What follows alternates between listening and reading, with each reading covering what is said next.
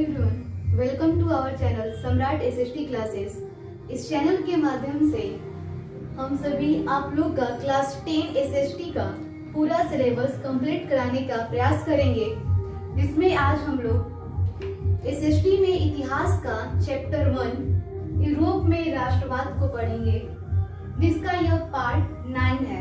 यानी इससे पहले हम लोग 8 वीडियो में इसके पहले 8 पॉइंटों को कवर कर चुके हैं, जिसमें एक पार्ट में हम लोग काउंट काबूर के बारे में जान रहे थे, तो उसका आधा पार्ट ही हुआ था। और ये भी जो है काउंट काबूर के टॉपिक का ही है कि इसमें जो काबूर है यानी काउंट काबूर है, उसका क्या क्या योगदान था इस एकीकरण में, इटली के जो एकीकरण हुआ था उसमें, ये उसका दूसरा पार्ट है। इससे पहले काबूर जो एक सफल कूटनीतिज्ञ माना जाता था, इन सभी को हम लोग समझे हैं। और अभी जो है हम लोग काउंट काबूर के अगले पार्ट को समझेंगे, जिसमें इसमें जो उसके बाद की जो घटना है, यानी इसने फ्रांस के साथ क्यों दोस्ती की थी, यह हम समझ गए थे। और इसके बाद की जो घटना है उसे आज हम लोग कवर करेंगे। तो काबूर ने नेपोलियन तृतीय से भी एक संधि की, जिसके तहत फ्रांस ने ऑस्ट्रिया के खिलाफ पिडमाउंट का सैन्य समर्थन देने का वादा किया था। यानी काउंट काबूर जो है इटली के एकीकरण के लिए फ्रांस के साथ दोस्ती किया था, और फिर इसके बाद जो काबूर है उसने नेपोलियन तृतीय से भी, यानी नेपोलियन तृतीय है उसके साथ में एक संधि किया। उस संधि में फ्रांस ने ऑस्ट्रिया के खिलाफ पिडमाउंट का सैन्य समर्थन देने का वादा किया। जो काबूर ने नेपोलियन तृतीय से भी एक संधि किया था, उसके तहत फ्रांस जो है ऑस्ट्रिया के खिलाफ, यानी फ्रांस भी ऑस्ट्रिया के खिलाफ पिडमाउंट का सैन्य समर्थन देने का वादा किया था। और ये इसलिए किया था क्योंकि जो काबूर है फ्रांस का दोस्त बन गया था, और काबूर ने क्रीमिया युद्ध में फ्रांस के बिन मांगे यानी बिना कहे उसकी सहायता की थी। इसलिए इस बार फ्रांस अब ऑस्ट्रिया के खिलाफ पिडमाउंट का सैन्य समर्थन देने का वादा किया, यानी जो सैनिक सहायता होती है सैनिकों के द्वारा, उसको देने का वादा किया था फ्रांस ने। बदले में नीस और सेवाय नामक 2 रियासतें काबूर ने फ्रांस को देना स्वीकार कर लिया। और जब फ्रांस जो है ऑस्ट्रिया के खिलाफ युद्ध के लिए पिडमाउंट को सैन्य समर्थन देने का वादा किया, तो उसी समय इसके बदले में जो काबूर है उसने सेवाय नामक नीस और सेवाय जो 2 रियासतें थी, उसको इसने फ्रांस को देने का स्वीकार किया। यानी जब फ्रांस इटली को ऑस्ट्रिया के खिलाफ सैन्य समर्थन देना का वादा किया, तो उसके बदले में जो काउंट काबूर है वो इटली की 2 रियासतें नीस और सेवाय नामक 2 रियासत थी, जिसको उसके बदले में काउंट काबूर ने फ्रांस को देने को स्वीकार किया। फ्रांस ने काबूर को यह आश्वासन दिया कि जो फ्रांस है यह काबूर का आश्वासन दिया कि यदि उत्तर तथा मध्य इटली की रियासतें जनमत संग्रह के आधार पर पिडमाउंट से मिलना चाहेंगे, तो फ्रांस इनका विरोध नहीं करेगा।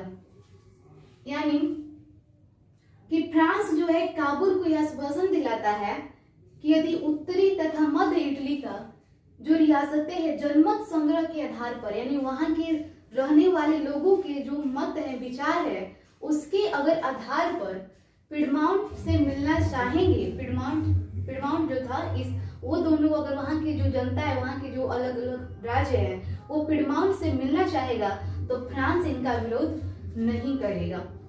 इसके लिए काबूर की आलोचना की जाती है, और उनके इस कार्य के लिए काबूर की आलोचना की जाती है कि आखिर काबूर ने क्यों इटली की 2 रियासतें नीस और सेवाय नामक जो 2 रियासतें थी वो फ्रांस को देना क्यों स्वीकार किया।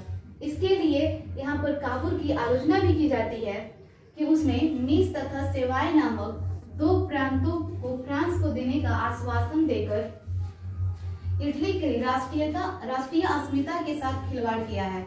यानी जो काबूल था, अभी यह पता नहीं था कि सचमुच में काबूल एक सफल कूटनीतिज्ञ था, इसलिए अभी किसी को यह सच में पता नहीं था क्या सच में काबूल जो है अपनी 2 रियासतें नीस और सेवाई को फ्रांस को देगा।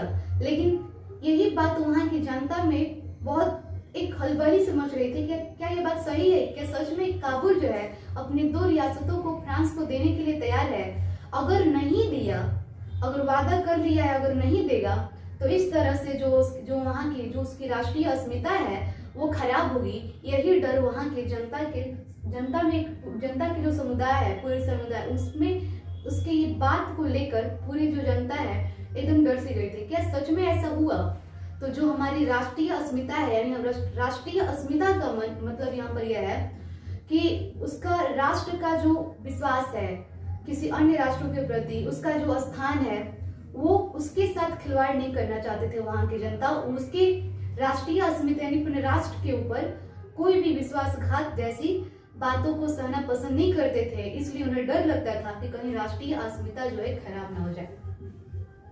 साथ खिलवाड़ किया, यानी राष्ट्रीय अस्मिता के साथ जो खिलवाड़ किया, उसके राष्ट्रीय अस्मिता के साथ, राष्ट्रीय विश्वास के साथ, वो उन लोगों के साथ पसंद नहीं था। परंतु यह तथ्य भी महत्वपूर्ण है कि तब इटली एक राष्ट्र के रूप में भी उभरा नहीं था। लेकिन यह बात भी सही है कि जब काबूल ने इन 2 रियासतों को फ्रांस को देने का वादा किया था, तो उस समय जो इटली है एक राष्ट्र के रूप में उजागर नहीं हुआ था। मतलब एक राष्ट्र के रूप में यह साबित नहीं हुआ था कि ये जो इटली है एक राष्ट्र के रूप में समझा जाए। यदि 2 प्रांतों को खोकर भी उत्तरी तथा मध्य इटली का एकीकरण हो जाता है तो यह बड़ी उपलब्धि थी। और काबूल का सोच यह था कि जो इटली है अभी हम लोग को पता भी नहीं कि ये राष्ट्र के रूप में निर्माण हुआ भी है कि नहीं। तो अगर हम इसके 2 रियासतों को किसी को दे देते हैं और इसके बदले में हमारे जो राष्ट्र है यानी जो इटली है उसके उत्तरी तथा मध्य भाग अगर एकीकरण हो जाता है तो ये ज्यादा अच्छी बात है। अगर 2 रियासतों को देने के बाद भी अगर हम लोग एकीकरण में हो जाते हैं, एक इटली हो जाता है, तो ये उससे अच्छी बात है। ये बड़ी उपलब्धि थी क्योंकि फ्रांसीसी मदद के बिना इटली का एकीकरण काबूल की दृष्टि में संभव नहीं था। क्योंकि जो काबूल था यह समझता था और ये शुरू से ही समझता है कि अगर फ्रांस जो है इटली की सहायता ना करे तो इटली का एकीकरण संभव नहीं है। और इसीलिए इसने सबसे बड़ा मार्ग का जो बाधा है उसको ऑस्ट्रिया को मानता था। और ऑस्ट्रिया से ही लड़ने के लिए उसको अपने देश से भगाने के लिए इसने फ्रांस के साथ दोस्ती की थी और बिना सहायता मांगे 1853 और 54 ईस्वी की क्रीमिया युद्ध में उसने फ्रांस की सहायता की थी, जिसके साथ फ्रांस और काबूल का संबंध और अच्छा हो गया था। इसी बीच 1859 और 60 में ऑस्ट्रिया और पिडमाउंट में, यानी 1859 और 60 ईस्वी में ऑस्ट्रिया और पिडमाउंट में सीमा संबंधी विवाद के कारण युद्ध आरंभ हो गया। और इन लोगों का बात अभी चल ही रहा था कि इसी बीच फिर 1859 और 60 ईस्वी में ऑस्ट्रिया और पिडमाउंट में सीमा संबंधी यानी जो भौगोलिक परिधि होती है उसको लेकर इन दोनों में विवाद हो गया और विवाद के कारण युद्ध आरंभ हो गया। यानी जो सार्डिनिया और पिडमाउंट थी उसको अलग राज्य बनाया गया था। उन दोनों में भी फिर 1859 और 60 ईस्वी में अपने अपने सीमा को लेकर विवाद उत्पन्न हुआ और यह विवाद इतना बढ़ा कि एक युद्ध का रूप ले लिया और युद्ध आरंभ होने लगा। युद्ध में इटली का समर्थन में फ्रांस ने अपनी सेना उतार दी और फ्रांस जो था वो काबूल के साथ था। इसलिए युद्ध जब हुआ था ऑस्ट्रिया और पिडमाउंट में, यहाँ पर सार्डिनिया नहीं था, ऑस्ट्रिया थी। यहाँ पर ऑस्ट्रिया और पिडमाउंट के जब सीमा संबंधी विवाद हो रहे थे तो विवाद के कारण युद्ध आरंभ हो गया। और युद्ध में जो है इटली का समर्थन फ्रांस ने अपनी सेना उतार दी। यानी स्टार्टिंग से ही जो ऑस्ट्रिया है वो सबसे बड़ा बाधा थी इटली के एकीकरण के मार्ग का, यानी इटली का जो एकीकरण था उसमें सबसे ज्यादा जो कह सकते हैं विरोध करने वाला या बाधा पहुंचाने वाला कोई था तो वो था ऑस्ट्रिया। और ऑस्ट्रिया से ही युद्ध जीतने के लिए काबूर ने फ्रांस के साथ दोस्ती की थी। तो इसीलिए जब इन दोनों में सीमा संबंधी विवाद हुआ और विवाद के कारण जब युद्ध आरंभ हो गया तो युद्ध में इटली के समर्थन में फ्रांस ने अपनी सेना उतार दी, जिसके कारण ऑस्ट्रियाई सेना बुरी तरह पराजित होने लगी। यही उद्देश्य ही था काबूल का। काबूल यही चाहता था कि किसी भी तरह ऑस्ट्रिया का पराजय हो, जिसके चलते उसने फ्रांस के साथ दोस्ती की थी। और उसके बाद वो स्टार्टिंग से शुरू से ही प्रारंभ से ही जानता था कि जो ऑस्ट्रिया को अगर पराजय करना है तो अकेले हम ऑस्ट्रिया को पराजय नहीं कर सकते हैं। और वो यह भी जानता था कि बिना फ्रांस की सहायता से हम ऑस्ट्रिया को इटली से नहीं हटा सकते हैं और इटली का एकीकरण नहीं कर सकते हैं। तो इस तरह से ऑस्ट्रिया के एक बड़े राज्य लोम्बार्डी पर पिडमाउंट का कब्जा हो गया। और इस तरह से ऑस्ट्रिया जब इस युद्ध में हार गया 1859 और 60 ईस्वी के युद्ध में, ऑस्ट्रिया पिडमाउंट के सीमा संबंधी विवाद के कारण वहां पर युद्ध हुए। और इस युद्ध में जब ऑस्ट्रिया हार गया तो ऑस्ट्रिया का एक बहुत बड़ा राज्य था, एक बहुत बड़ा राज्य जिसका नाम था लोम्बार्डी। और जैसे ही ऑस्ट्रिया हारा उसी समय लोम्बार्डी पर पिडमाउंट का कब्जा हो गया। यानी जो पिडमाउंट है इटली का एक देश जो है उसमें क्या है, जो ये लोम्बार्डी है उस पर पिडमाउंट ने अपना कब्जा कर लिया। और इस तरह से धीरे धीरे, अभी पूरी तरह से भी ऑस्ट्रिया का हस्तक्षेप इटली से खत्म नहीं हुआ था, धीरे धीरे उसका हस्तक्षेप जो है कम होने की संभावना बढ़ने लगा। क्योंकि पहली बार जो है ऑस्ट्रिया इटली से कोई युद्ध पराजय हुआ था, वो भी बुरी तरह से। और इसका पूरा का पूरा श्रेय फ्रांस को जाता है। और फ्रांस की देन से ही, फ्रांस के सैन्य शक्ति समर्थन से, और जब उसके वजह से जब जो फ्रांस के सैनिक ऑस्ट्रिया के खिलाफ इटली के साथ युद्ध लड़ने लगे, तब जाकर ऑस्ट्रिया जो है इटली में पहली बार 1859 और 60 ईस्वी के युद्ध में, वो भी सीमा संबंधी विवाद के युद्ध में हारा था।